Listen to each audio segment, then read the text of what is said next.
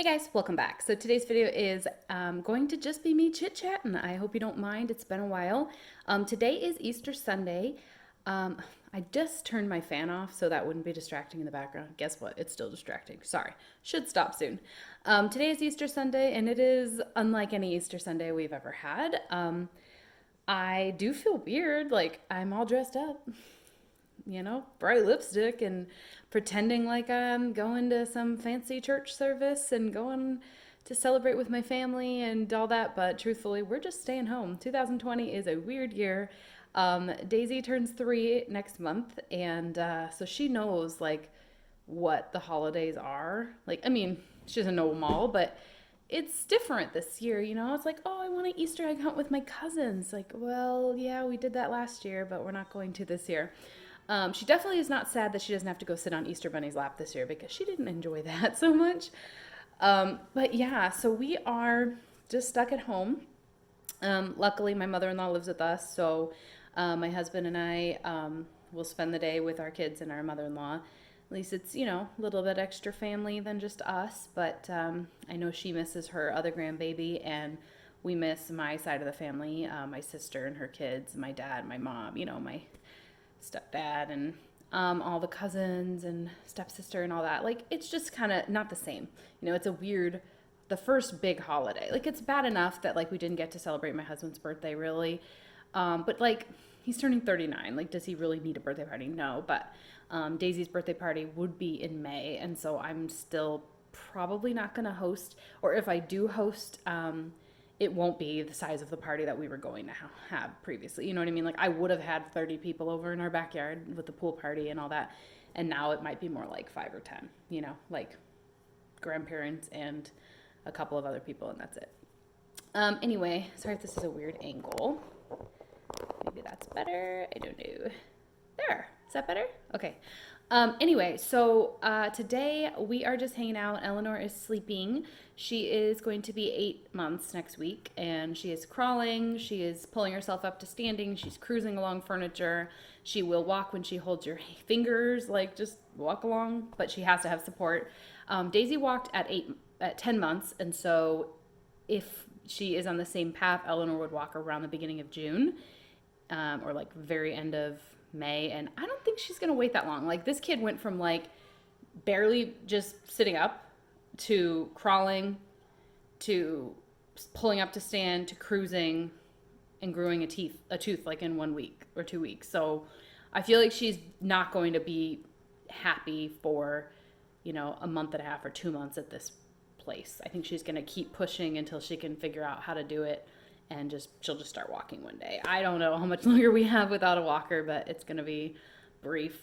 We went yesterday. It was kind of rainy for a couple of hours, and it's rare in Arizona. We went on a walk with Daisy in her rain boots and her raincoat and her umbrella. It wasn't actually raining out, but she enjoys that. And then we let her splash in some puddles. Like I said, this is very rare in Arizona, and it wasn't that cold. I think it was still in the 70s out, but like rainy. And so Eleanor was in the stroller watching her sister splash in the puddles, and my husband was like, "Oh, this is probably the last rainstorm we're gonna have without Eleanor wanting to splash too." And it's true. She doesn't want to be contained in strollers anymore as much. Like, she's happy as long as the stroller's moving and she can look around and stuff, or if you clip on toys to the bar in front of her, or feed her water and snacks in the stroller. But you know what I mean? Like, when they're babies, they just like chill. But a 1-year-old does not want to be contained, and she's kind of moving towards that. Sorry, there's a bow there in case you. Yeah, I did a weird updo.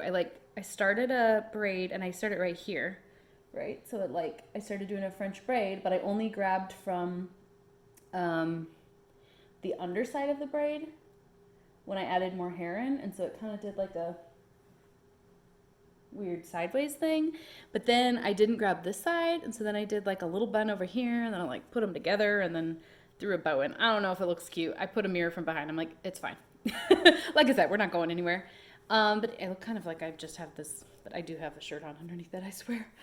Anyway, so we are, we're fine. We're healthy. Arizona hasn't been too hard hit. I mean, I look at the, New York, New Jersey numbers and other hot spots like Washington, and it's like, whoa. I'm just really grateful to live here. And luckily, our life hasn't been too interrupted. I mean, we both work from home anyway. My mother-in-law lives here anyway and watches our kids. And so it's just kind of like normal, except we don't go out for date nights. We don't go out for dinner. We don't have family over. That's been the hardest part because there were a few weeks there where they were like no groups of 10 or larger and try not to go out. And that was fine. But then it was like, now it's no groups of 10 or larger. No, it's like stay home. You can't even have like your cousins over. Like if you're home, social gathering at any, it's not okay. So it's like, that was the major difference, you know. We already weren't doing things. I haven't been to a grocery store over a month. I think I went to Dollar Tree in the beginning of March, maybe March 7th or 6th or something like that. That was the last time. So I'm already feeling kind of antsy, but I don't need to go anywhere, so I won't. Anyway, how have you guys been doing? How have you been handling it? Has your life been like completely changed? You know, we're trying not to spend a lot of money because we don't know what the future holds for us and stuff, but you know, just trying to keep life interesting here at the house. We did an Easter egg hunt in the yard this morning, and then the girls got to open their baskets from the bunnies. And I made scrambled eggs for breakfast, which we don't normally do. We usually do like oatmeal or something easy. So that was fun, and they got to, you know, just play with their new toys. And Daisy wants to eat all the jelly beans in the world, but she can't. So we're still potty training. I would say she's like almost 100% there as far as peeing in the potty. Like she can go 2 or 3 hours without going. I don't have to remind her anymore. I don't have to set a timer anymore. She's doing well. So it's just the pooping in the potty that we don't quite have down yet. But we'll keep working at it. She's not even 3 yet, so no big deal. But other than that, we're healthy. It's really cute to watch the girls play together. They still have their moments, but it's really cute. Like they have been really just, how do I put it? We're getting there. Like I know that the jealousy thing is never going to go away, and they're always going to have their own things that they don't want someone else to touch. They don't want to share. But, I mean, I think it's going about as well as can be expected. You know, if you count like a couple of minor incidents every day, a couple of major incidents ever, where Eleanor has a big old bump on her head, bruise. But other than that, we're doing okay. Yeah, so I don't really have much to say, honestly, in this video. I've just... Like as far as beauty purchases, I haven't made a single one. Let me think. The most I've gotten is probably like shampoo, body wash, Epsom salt for my baths. I got lotion. Like, I mean, I don't really have like beauty stuff to show you because truthfully, I have been using a basket in my office. So while I work at my desk during the day, like if we're going to go somewhere, or like see people, I will use the makeup in that basket with those brushes. And then once in a while I'll swap it out. But like basically I have an Alex drawer over here and over here, 2 of them, the tall one and the low one. And I don't even use the makeup. So little by little I've been kind of like giving away my makeup collection. I would say I have 40 blushes, 60 blushes. I don't even know. I've never counted. 30 eyeshadow palettes or more, and I don't even reach for them. So I don't want them to go bad. I bet a lot of them are already technically expired, but you know how it is. So people still use it. It's fine. So I've been slowly getting rid of them. And then once in a while, I'll open a lipstick. Which one was it? Just the other day I opened. You know, and it was like fuzzy and it smelled bad. And I was like, oh crap. And then I thought about it. I was like, oh my gosh, I started my YouTube channel 6 years ago. That was an original like MAC lipstick. Guys, it's gonna bother me. I hope I didn't put it back, but I might have. Because I'm gross like that. And I like to be surprised. And the next time I open my collection. Here's one. This is matte cream in my coffee. Cream cup. Do you see how the top is like white? That is not from mixing. That is mold. And it doesn't smell good. So that was the one. I knew it was a MAC one. Anyway, so I'm just kind of like also weeding out things in my closet. I now have an almost 8-month-old, and I still have maternity clothes in my closet. Not all of them. I mean, I got rid of a lot of them or gave them to my sister or anybody who I thought might ever want them. And some of them are maternity, but like they still fit me because I got a pooch. It's cool. But like there are some that I didn't get rid of yet, and I'm like, I need to do that. So I've been slowly, like every time I pull something out, especially because it's now change of seasons. Think about it. I'm getting into my spring summer clothes, and I'm like, wait a minute. The last time I was in spring or summer, I was in my second and third trimester, or right postpartum. Sorry if you hear Daisy screaming. I was in my, postpartum period, and so they did fit then, and now they're too big. Or honestly, I weigh about the same as I did probably last October. I would say by October, I weighed about this. Eleanor was born August 19th, and I have not moved. I am starting to kind of, not say wean, but Eleanor's eating more and more solids, and I had like, I want to say 600 or 700 ounces of breast milk in my freezer at one point, and now we've been using it. So like my supply has gone down a lot. I used to be able to pump like 12 to 18 ounces a day, just depending on like how much I pumped or how much she ate overnight, or if, I had to feed her twice in the morning before I gave her to grandma, or just the once, or. And now I pump anywhere from 6 to 8 ounces a day, and she drinks 12 while I'm working. So do you see what I mean? Like I'm adding to the freezer 8 ounces a day, and she's drinking 12 ounces. So we have a 4 ounce, 5 days a week deficit, 20 ounces a week of breast milk that I don't have. We're just taking 20 ounces from the freezer, and I'm not replacing it. Hope that wasn't like the longest way to explain that ever. But anyway, so my husband and I like did the math. We added up everything we had. I think it was 360 something ounces in the freezer. And decided if at this current rate, given I don't have to go away for business, which I hopefully I'm not traveling because of coronavirus, but I don't have to spend any time away from her for any reason, whether that's like because of hospitalization. That happened with my MS before, not just coronavirus, but could happen. You never know. Or like I don't go out for date nights, and I, like don't pump while I'm gone away from her and she drinks a bottle, that kind of stuff.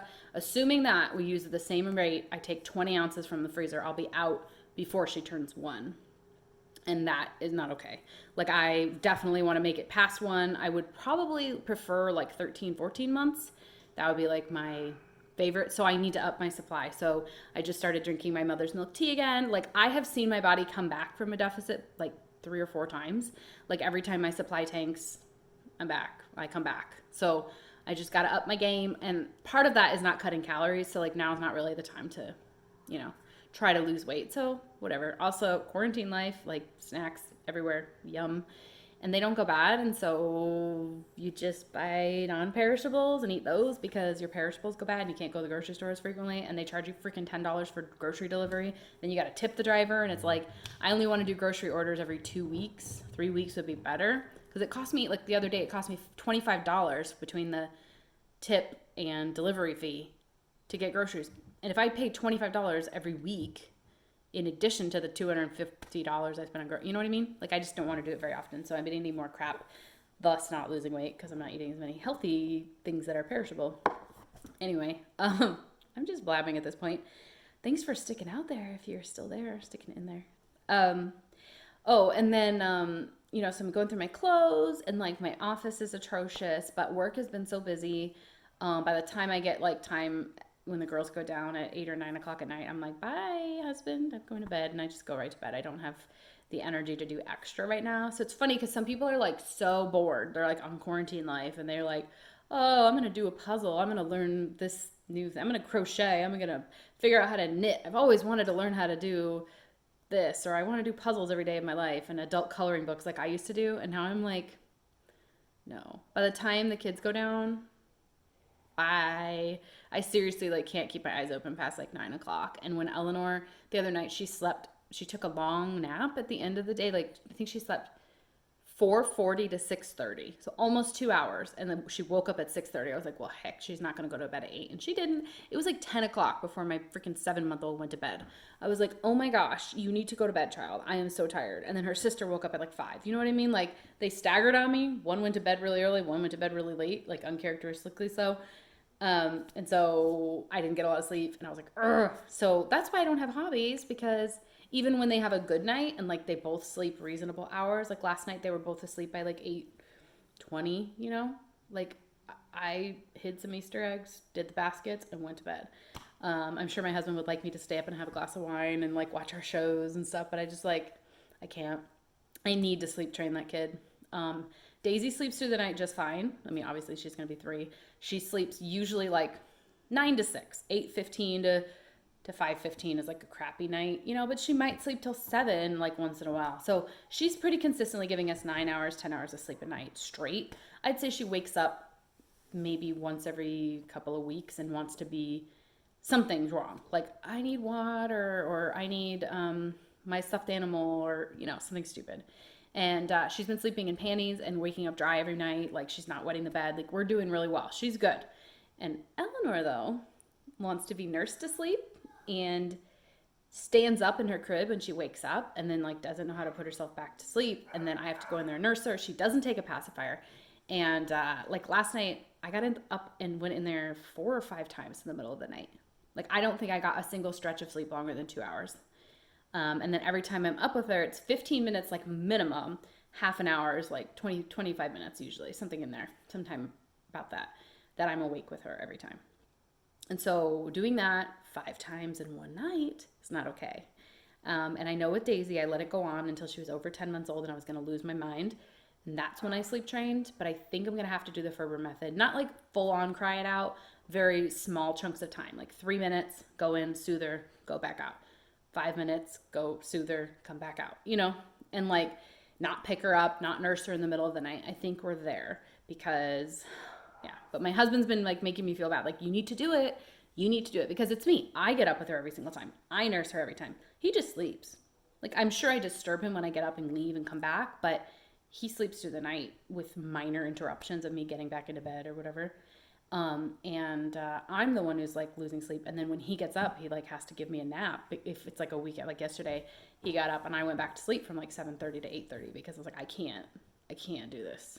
And he's just like, so don't make her sleep. Teach her how to sleep. It's our job to teach her how to sleep through the night. She doesn't know how. You need to teach her. And I'm the one who's like, no, I can't. But I'm about to lose my schnikey. Yeah, schnikes are one word. You can figure out what it means, I'm sure. Anyway. So I'm tired, very tired. Anyway, it is 10:30, and we are going to get ready to go on a double stroller walk, which means Daisy will likely sleep in the stroller because she doesn't take naps in her bed, but she will sleep in a stroller once in a while. And Eleanor has been sleeping, so she won't sleep in the stroller. Sorry if you hear the dog barking. This is my life. And then we'll just have to make cute faces at her, and she'll be happy in the stroller, hopefully.